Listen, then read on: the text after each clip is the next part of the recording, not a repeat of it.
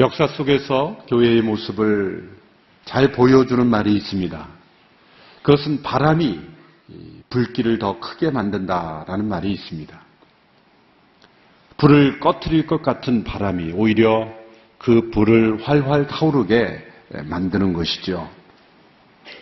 핍박의 바람이 교회를 무너뜨리지 못하고 도리어 교회를 더 확장시키고 복음이 더 넓게 더 강력하게 증거되도록 만들었다는 것이죠. 교회가 정치적으로 능하였거나 어떤 힘이 있어서가 아닙니다.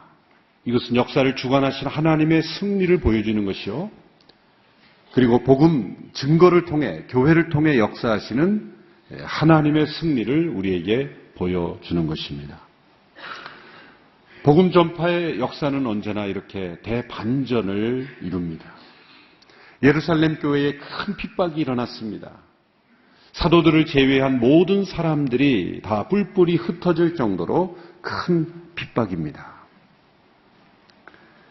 이러한 핍박 속에서 교회는 무너질 것 같았지만 도리어 그 핍박을 통해서 복음이 더 넓게, 더 빨리, 더 강력하게 확산되는 그러한 일이 일어나는 것, 이것은 하나님의 승리요, 복음의 생명력을 보여주는 것입니다. 사람들이 핍박을 피해 흩어진 것을 우리는 비겁하다고 생각해서는 안 됩니다. 스데반처럼 잡혀서 용감하게 순교하는 부르심도 있지만 피할 수 있으면 피하여 하나님의 부르심을 따라 또 다른 곳에서 그 부르심에 순종해야 될 그런 모습도 있는 것입니다. 어쩔 수 없이 잡혀서 그러나 그 상황 속에서 만일 예수님을 배신했다면 그것은 비겁한 행동이겠죠. 그러나 스스로 그 위험을 자초함으로 자신의 생명을 내버리듯이 그렇게 자초하는 죽음은 하나님이 부르시지도 않았는데, 순교의 자리로 부르시지도 않았는데 자신의 생명을 희생하는 것 하나님께서 원하시는 것이 아니죠. 그 부르심의 형태가 각자 다른 것입니다. 스데반의 부르심이 있고 또한 또 다른 부르심으로 살아서 해야 할 일들이 있는 그런 부르심이 있는 것이죠. 북한의 지하교회 성도들이 다 무조건 자신이 믿음의 사람이라고 고백해서 다 죽음을 자초한다고 그것이 순교가 되는 것이냐. 지혜롭지 못한 것일 수도 있는 거죠. 숨어서 그 생명을 지켜서 그 땅을 위해 기도하고 통일을 준비하는 사람들로 그렇게 생존하는 것도 하나님께서 인도하시는 또 하나의 부르심일 수 있는 것입니다. 핍박을 피해서 흩어진 사람들, 그들은 분명 생명을 보호하기 위해서 흩어졌지만 하나님은 그들을 통해서도 역사하시는 또 다른 형태의 부르심이 있는 것입니다. 그런데 본문을 보면 사도들을 제외하고 이렇게 되어 있습니다. 사도들은 흩어지지 않고 예루살렘에 남았다는 것이죠. 왜 사도들은 남았을까? 많은 해석들이 있습니다만 우리가 받아들일 수 있는 두 가지 해석이 있습니다. 첫 번째는 그 당시에 핍박이 스데반과 같은 헬라 문화권으로부터 온 사람들에게 집중적으로 이루어졌다라고 보는 것입니다. 그래서 주로 유대인들에게보다는 이방 문화권에서 온 그리스도인들에게 더 집중적이고 가혹하게 이루어졌다라고 보는 것입니다. 그래서 사도들은 비교적 그 당시에는 안전했다라고 보는 것이죠. 설득력 있는 해석이죠. 그러나 그 이후에 보면은 결국 로마 제국의 강력한 핍박으로 인해서 사도들도 다 순교했지 않습니까? 그러니까 그 시점에서 이 핍박이 시작된 무렵에는 비교적 유대 그리스도인들에게는 1차적인 대상이 아니었다. 이렇게 볼 수 있는 것입니다. 그러나 그 이후에는 모두가 다 해당이 되었죠. 두 번째는 사도들은 정면 돌파할 각오를 하고 스데반처럼 순교할 각오를 하고 예루살렘에 그대로 남아 있었다라고 보는 해석도 중요합니다. 그들 자신의 생명을 위해서 예루살렘을 떠나는 선택을 하지 않았고 또 한편으로는 그들의 순교의 때가 이지 않았기 때문에 성령님께서 그들을 보호하셨다 이렇게 보는 해석이 다 가능합니다. 어쨌든 이 사도들을 제외한 모든 사람들이 다 흩어졌다. 그들이 자신의 생명을 보호하기 위해서 흩어졌지만 그러나 오늘 말씀은 그 흩어진 사람들이 가는 곳마다 복음의 말씀을 전했다라는 거죠.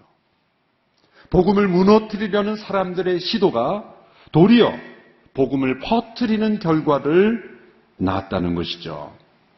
여기 흩어진 사람들이 할 때 흩어졌다라는 단어는 마치 농부가 씨앗을 뿌릴 때 사용되는 단어와 동일한 단어를 사용했어요. 그들의 흩어짐의 모습이 마치 농부가 이 밭에 씨를 뿌리는 모습과 같이 그 씨가 더 풍성하게 뿌려지는 모습과 같은 것을 우리에게 보여주는 거죠. 그들은 흩어졌지만 그 흩어짐은 단지 생존을 위한 흩어짐만이 아니라 복음의 확산을 가져온 복음의 씨의 뿌림이었다라는 것을 보여줍니다. 여러분, 핍박으로 어떤 일이 일어났습니까? 하나님의 말씀이 뿌려지게 된 것입니다. 이것이 하나님의 승리입니다. 복음 증거에 반대하며 교회를 멸절시키겠다고 사납게 날뛰는 사람들의 시도가 도리어 복음이 더 빨리 더 넓게 확산되는 효과를 낳게 된 것입니다. 하나님께서 일으키시는 대반전의 역사입니다. 이미 십자가에서 그 대반전이 일어났죠. 예수님을 십자가에 못 박아 죽임으로 예수님을 제거함으로 모든 것이 끝났다라고 생각했지만 예수님은 십자가에서 부활하셨고 승천하셨고 그리고 성령을 보내심으로 제자들을 통해서 예수님이 이 땅에 오신 그 목적을 이루고 계십니다. 대반전의 역사입니다. 십자가는 대반전의 승리를 이루는 하나님의 통로인 것입니다. 복음이 전해지는 곳마다 이 대반전의 역사가 일어나죠. 중국의 공산당이 지배했을 때 그 당시에 허드슨 테일러가 설립한 선교사님들이 많이 중국 내지에 있었죠. 636명의 선교사들이 일시에 다 추방되었죠. 아주 초기에, 복음이 전해지는 초기에 그 많은 선교사들이 다 추방됐을 때 중국 교회는 이제 완전히 말살되었다고 생각했을 겁니다. 그리고 공산당도 그렇게 생각했을 거예요. 이제 더 이상 교회는 중국 내지에 생존할 수 없다라고 생각했을 겁니다. 그런 놀라운 것은 이제 한 70여 년이 지난 이 시점에 보십시오. 중국은 세계 최대의 기독교 인구 국가가 됐어요. 인구가 많기 때문이기도 하지만 2년 전에 북경에서 한 중국 교회 지도자를 만났을 때 본인들이 파악하고 있는 것은 1억 2천만 명이라고 그러더라고요. 파악하는 것만. 내지에 파악되지 않는 인구가 더 많죠. 2020년이 되면 2억 명이 넘을 거라는 거예요. 세계 최대의 기독교 국가 인구가 된 거예요. 놀랍게도 중국 공산당이 선교사들을 추방하고 많은 그 교회 지도자들을 감금하고 때로는 핍박하고 때로는 순교하도록 만들었지만 교회는 더 확산되었어요. 1907년 대부흥이 일어난 평양에 곳곳에 교회가 세워지고 믿음의 사람들로 가득한 거리가 되었을 때 공산당의 핍박이 일어났죠. 물론 남쪽에도 남한에도 많은 그런 여러 교회들이 있었지만 평양 대부흥을 경험한 그 후예들과 그 믿음의 사람들이 믿음의 자유를 찾아 내려옴으로써 한반도 전체가 이 부흥의 열기로 타오른 것은 부인할 수 없습니다. 그리고 북한에 남아있는 지하교회 성도들도 언젠가는 지금은 거의 완전히 멸절되었다 사람들이 그렇게 생각하고 북한 정부도 그렇게 생각할지 모르겠지만 대반전의 역사를 이루게 될 날이 올 줄로 믿습니다. 교회를 핍박하는 바람은 그 복음의 불길을 더 타오르게 했다라는 것을 이 증명될 날이 저 북녘 땅에도 나타나게 될 줄로 믿습니다. 하나님께서 핍박을 허용하신 것은 단순한 저주가 아니었습니다. 이 과정을 통해 하나님은 더 능력 있게 복음의 전파되게 하셨습니다. 하나님의 목적은 예루살렘만이 아니었습니다. 이미 예수님께서 말씀하신 대로 오직 성령이 너희에게 임하심 너희가 권능을 받고 예루살렘과 온 유대와 사마리아와 땅끝까지 이르러 내 증인이 되리라. 예루살렘을 넘어 사마리아를 넘어 땅끝을 향해 나아가야 되는데 그 성령 충만했던 예루살렘 교회 성도들도 자발적으로 땅끝을 향하여 흩어지기는 참 어려웠나 봅니다. 강압적이고 때로는 외부적인 이런 어쩔 수 없는 상황이 되어서야 다시 그들이 흩어졌다는 거예요. 이것은 마치 예수님과 함께 변화산을 경험한 베드로와 그 제자들이 예수님께 주여 여기가 좋사오니 여기다 초막셋을 짓고 여기 사십시다. 그렇게 머무르기를 원했던 그 제자들의 모습과 같이 흩어지기를 원치 않는 이 사람들의 본성이 작용한 거예요. 하나님은 이 핍박을 통해 땅끝을 향하여 흩어지도록 만드신 것입니다. 자발적 흩어짐이 이루어지지 않았기에 하나님은 이 과정을 통해서도 하나님의 계획을 이루어 가셨다. 그래서 우리가 성령의 바람과 함께 스스로 하나님이 원하시는 곳으로 흩어지지 않으면 이 핍박의 바람과 함께 원치 않는 곳으로 흩어질 수 있는 거예요. 어떤 바람을 따라 움직이느냐. 성령의 바람을 따라 스스로 움직이면 기쁘게 원하는 곳으로 흩어질 수 있지만 핍박의 바람이 와서야 흩어지면 원치 않는 곳으로 흩어질 수 있다는 거죠. 우리 한민족이 전 세계에 750만 명이 흩어져 있습니다. 디아스포라 한인. 왜 이렇게 전 세계에 흩어졌는가? 역사가들은 많은 역사로 해석할 거예요. 흩어진 이유, 경제적 이유, 사회적 이유, 문화적 이유, 교육적 이유, 많은 이유로 해석하겠지만 이것은 1907년 이후에 대부흥을 경험한 이 한반도에서 일어난 많은 믿음의 사람들, 하나님의 사람들이 흩어짐으로 인해서 곳곳에 그곳에 가서 예수 안 믿던 사람도 믿게 될 뿐만 아니라 그곳에 세워진 교회들이 선교의 전초기지가 되고 있다는 것. 엄청난 영향력이 이 한인 디아스포라 교회들을 통해 성도들을 통해 이루어지고 있다는 것은 분명합니다. 하나님의 계획이죠.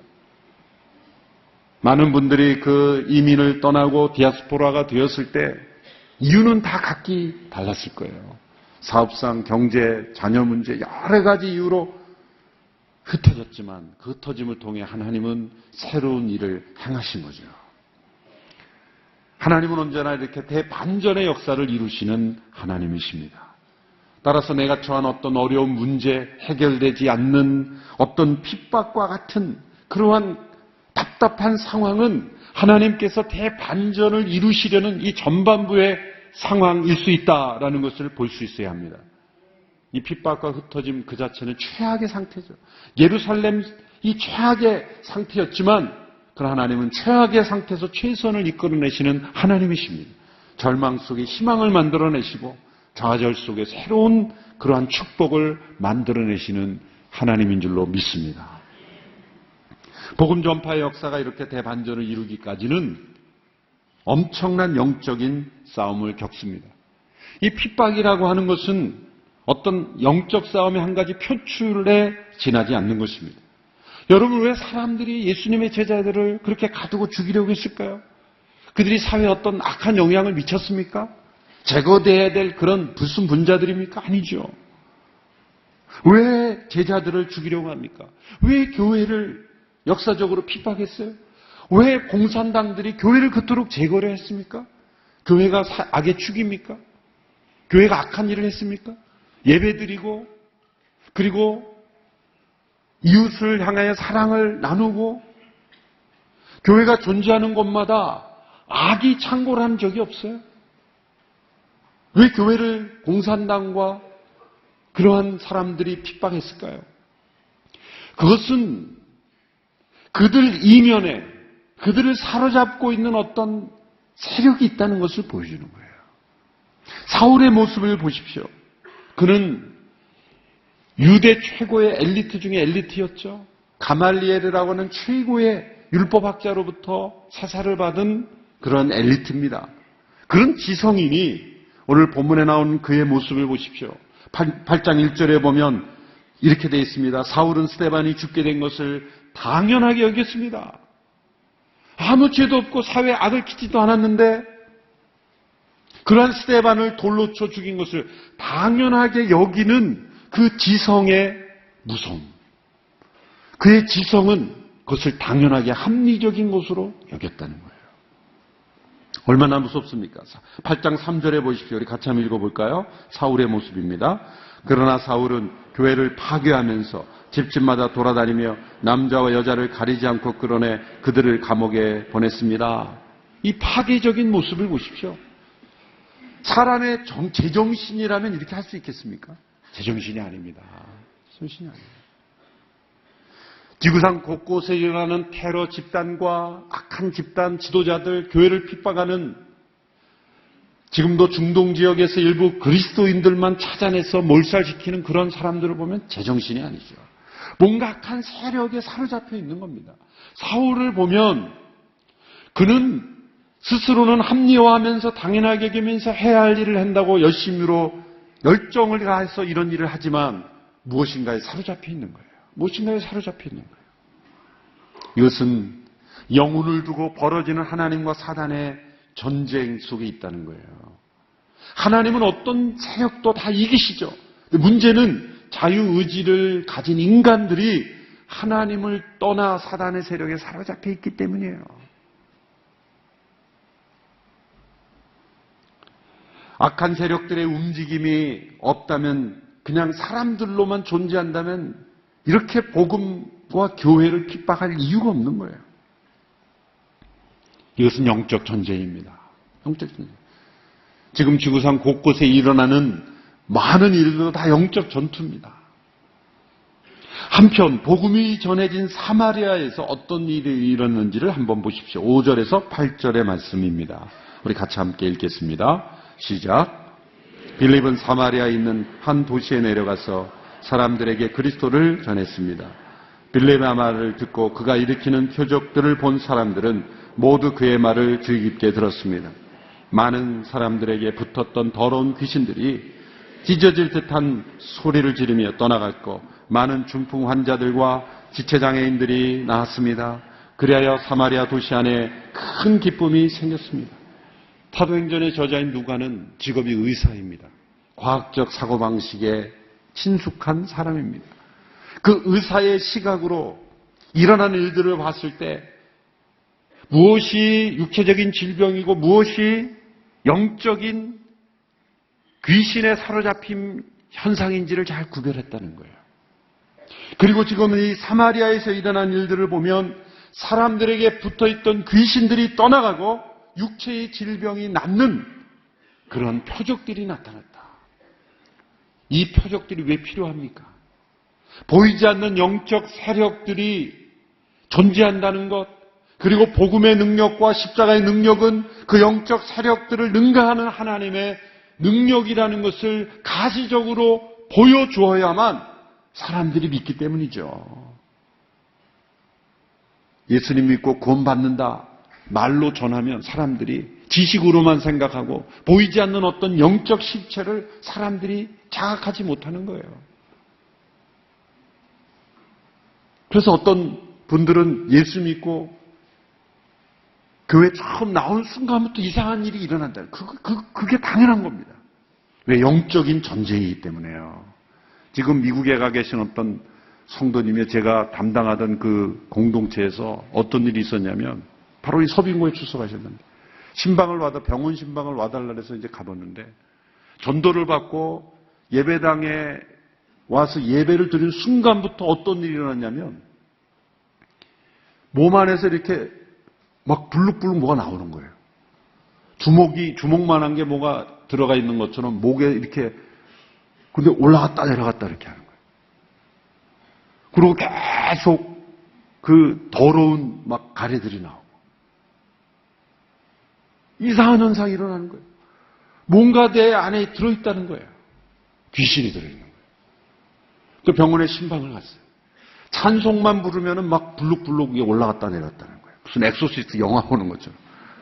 그래서 진짜인가? 그리고 이제 찬송을 부르면서 유심히 한쪽 눈으로는 그 사람 몸에 무슨 변화가 일어나 찬송가 보는 척 하면서 계속 유심히 진짜예요, 진짜.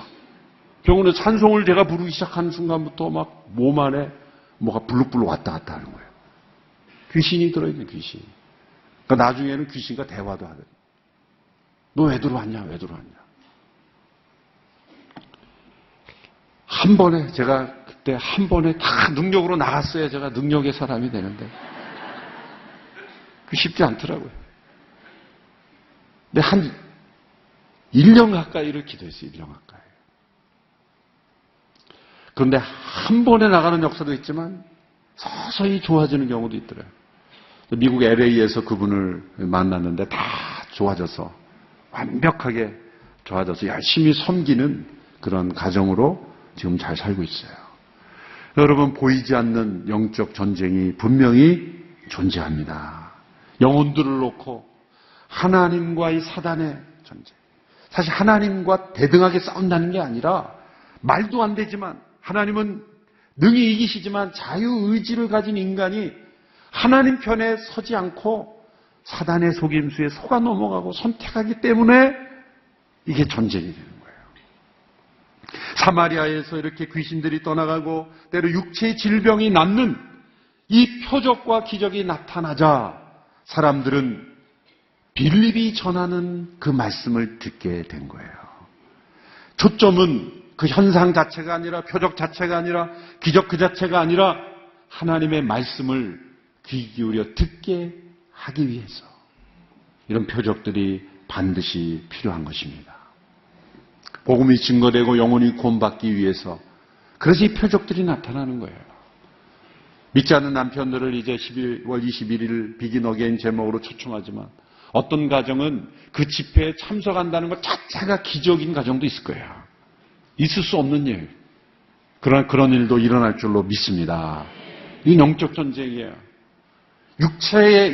육체로 싸우면 안 돼요.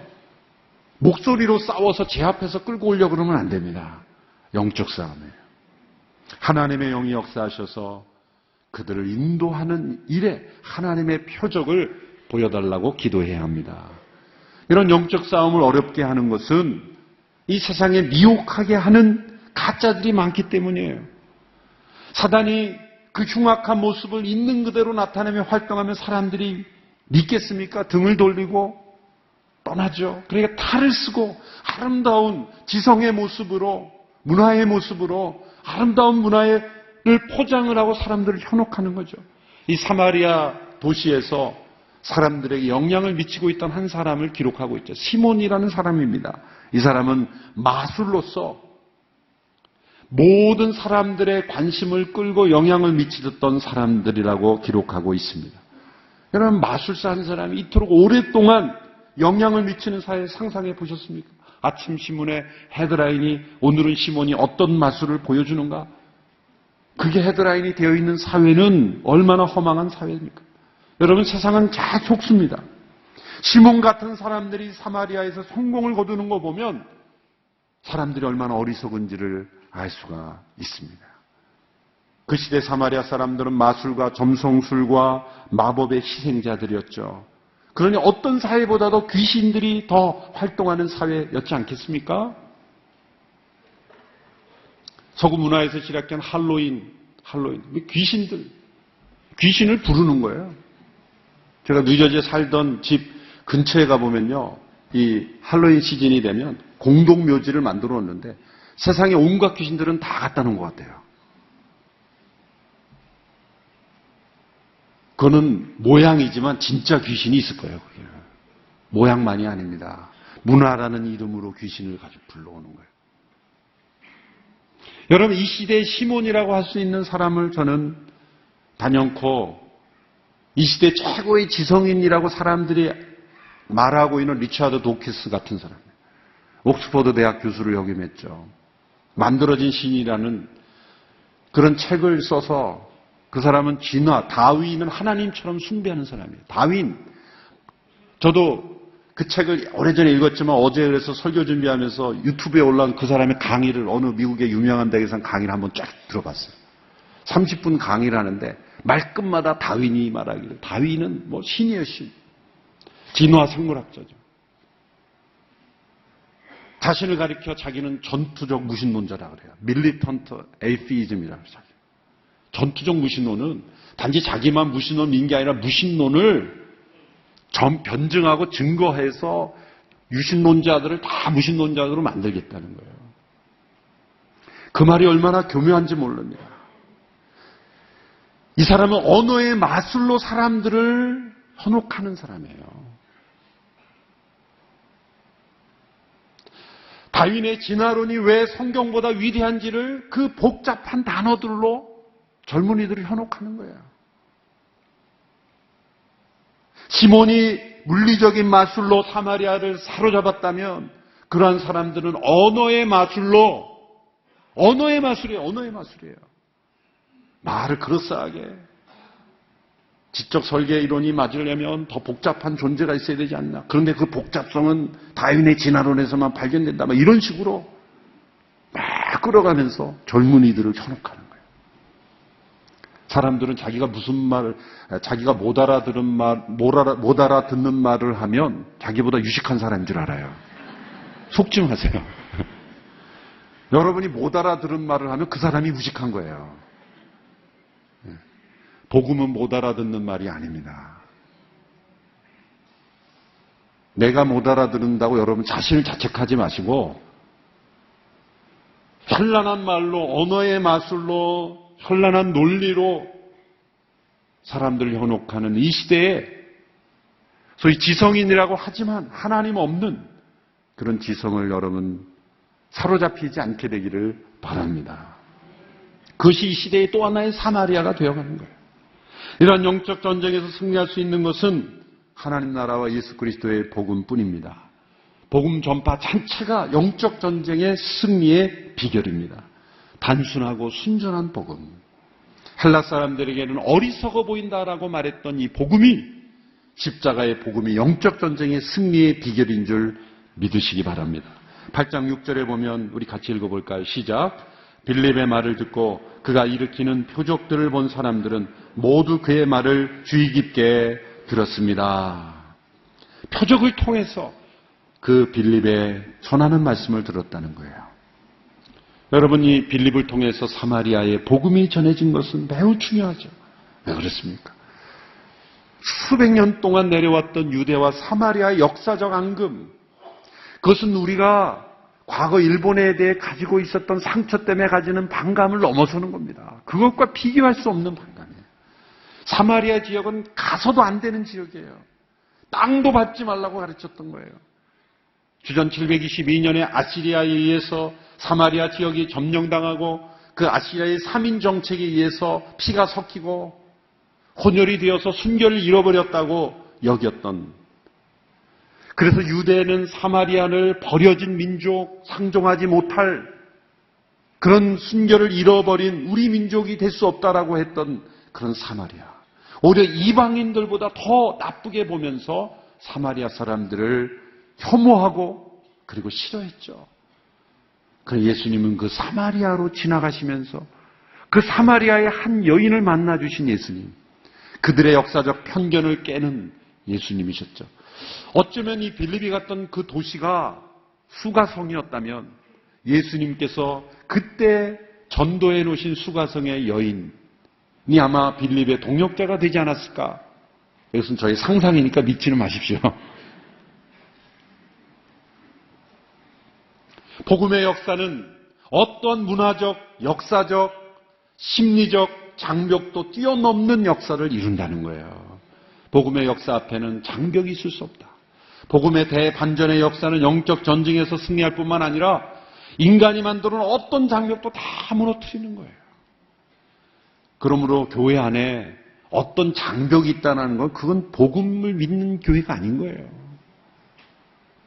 교회는 이 복음의 능력이 살아있는 교회, 어떤 장벽도 존재해서는 안 된 교회 안에 어떤 지연, 학연, 또 지역으로 인한 어떤 차별, 이것이 있다라는 거예요. 어떤 교회는요, 담임 목사를 뽑는데 어떤 지역 출신만 어플라이 할 수 있어요. 네. 어떤 지역 출신은 아예 배제. 네. 어느 지역 출신은 지원하지 마십시오. 이렇게 명시하는 교회도 있어요. 그게 진짜 교회일까요? 진짜 교회일까요? 있을 수가 없는 일이죠.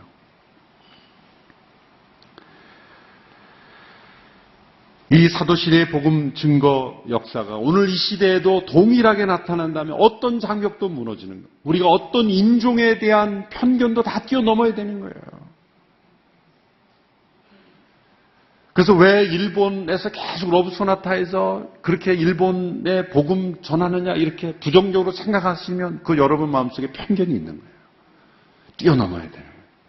복음 증거의 역사는 사마리아를 뚫고 들어갔다. 이것이 우리에게 주는 역사적 의미가 매우 깊은 것입니다. 계속적으로 어떤 일이 일어났는지 14절에서 17절의 말씀을 한번 보십시오.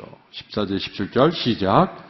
예루살렘에 있던 사도들은 사마리아 사람들이 하나님의 말씀을 받아들였다는 소식을 듣고 베드로와 요한을 그들에게 보냈습니다. 베드로와 요한은 그곳에 도착해서 사마리아 사람들이 성령 받기를 기도했습니다. 이는 그들에게 아직 성령이 내리시지 않았고 그들은 주 예수의 이름으로 세례를 받았을 뿐이었기 때문입니다. 그때 베드로와 요한이 그들에게 손을 얹자 그들이 성령을 받았습니다. 사마리아 사람들이 그리스도의 온전한 제자로 변화되어가는 모습을 보여주고 있죠. 그들이 빌립의 전도로 예수를 믿고 세례는 받았지만 아직 성령을 경험하지 못했다. 그래서 베드로와 요한이 예루살렘에서 와서 그들에게 안수하자 성령이 그들에게 임했다라고 하는 것입니다. 이 구절은 많은 논란이 있는 구절입니다. 왜냐하면 그들이 분명 예수님을 믿고 세례를 받았는데 성령이 아직 내리시지 않았다라는 그 16절의 표현 때문에 도대체 어떻게 된 거냐? 성령이 아니고는 성령의 역사 아니고는 예수님을 주라 고백할 수 없고 세례를 받을 수 없는 것인데 왜 성령이 내리지 않았다는 표현을 쓰는 것일까? 누군가 이 복음을 듣고 예수님을 믿고 세례를 받는 건 분명히 성령의 역사입니다. 성령님이 이미 역사하신 거예요. 그러나 성령의 능력의 충만함을 경험하는 성령의 세례라고 할 수 있는 그 충만함을 그들이 경험하지 못했다는 거예요. 이건 너무 심각한 이슈가 아닙니다.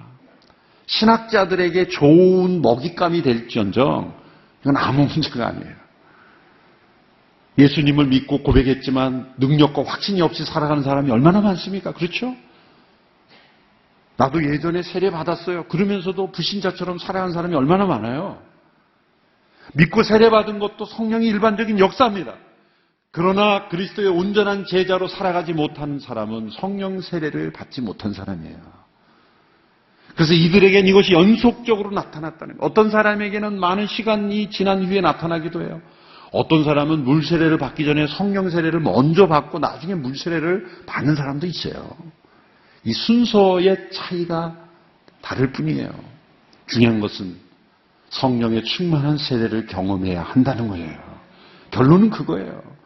어떤 답답한 학자들은 믿고 세례를 받는 것이 성령의 이미 성령에 임하셨기 때문에 이런 성령의 추가적인 체험은 필요 없는 것이다. 이거는 일시적으로 예외적으로 있었을 뿐이다라는 근거로 말하는 것은 아주 답답한 거예요. 사마리아 도시에 복음이 전해지고 성령님의 이 임재하시는 역사가 임한 것으로 인해서 이제 이 사마리아 사람들은 마치 예루살렘의 제자들에게 사도들에게 오순절 성령이 임함으로 그들이 능력을 경험한 것처럼 사마리아가 또 다른 예루살렘이 된 거예요. 예루살렘이 예루살렘인 것은 성령의 오순절 사건이 있었기 때문입니다. 그것처럼 이 사마리아도 이제는 제2의 예루살렘이 되었다는 거예요.